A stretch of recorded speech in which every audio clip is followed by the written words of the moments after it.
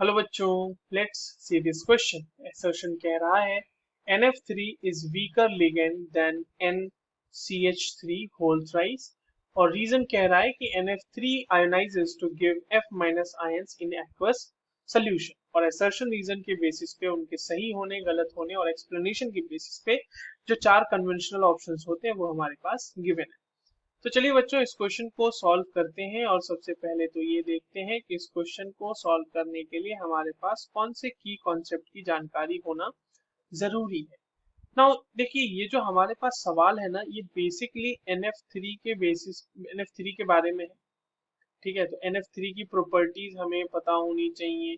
उसके बाद हमें ये भी पता होना चाहिए कि लिगेंड कौन अच्छा होगा नहीं होगा, ये हमें इस तरह से पता होना चाहिए लिगेंड के बारे में। ठीक है, तो दो चीजें हमें पता अगर हैं तो हम इस क्वेश्चन को आसानी से सॉल्व कर सकते हैं।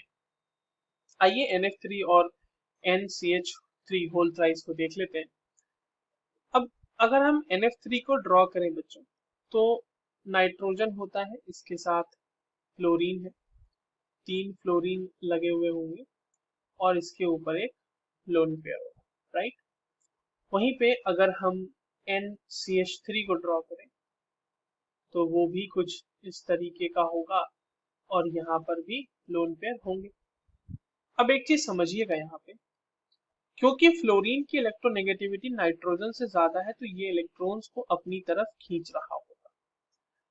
बट कार्बन से नाइट्रोजन की इलेक्ट्रोनेगेटिविटी ज्यादा है तो ये इलेक्ट्रॉन्स को डोनेट कर रहा होगा। That will be actually increasing the electron density.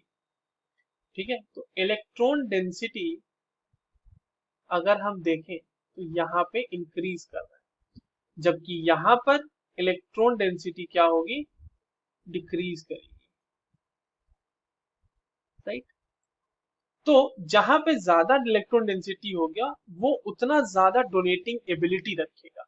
ठीक है, तो इसी वजह से इसकी जो होगी मोर डोनेटिंग एबिलिटी होगी, मोर डोनेटिंग एबिलिटी। और इसीलिए ये जो है ये स्ट्रॉन्ग लिगेंड होगा।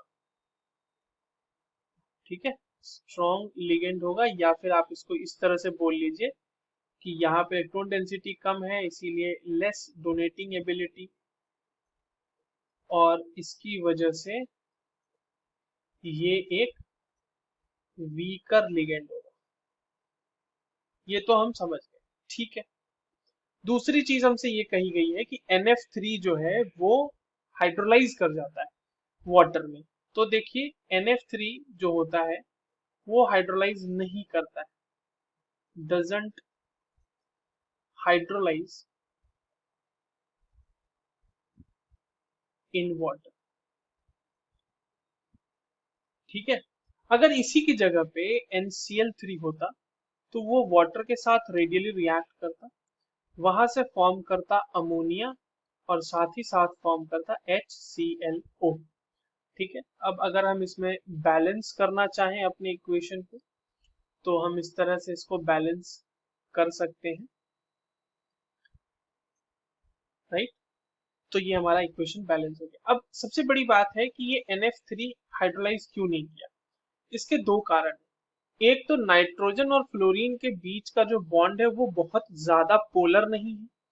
दूसरी चीज कि F के पास किसी तरह के वेकेंट d ऑर्बिटल की प्रेजेंस नहीं है, जिसकी वजह से वो फर्दर जो है रिएक्शन फ्लोरीन जो है वो अपना कैरी आउट नहीं कर पाता। जबकि अगर हम Cl के केस में देखें तो ऑक्सीजन के पास जो लोन पेयर है वो एक्चुअली सबसे पहले उसका डोनेशन होता है Cl के वेकेंट d ऑर्बिटल में, देन आगे हमारी रिएक्शन प्रोसीड करती है।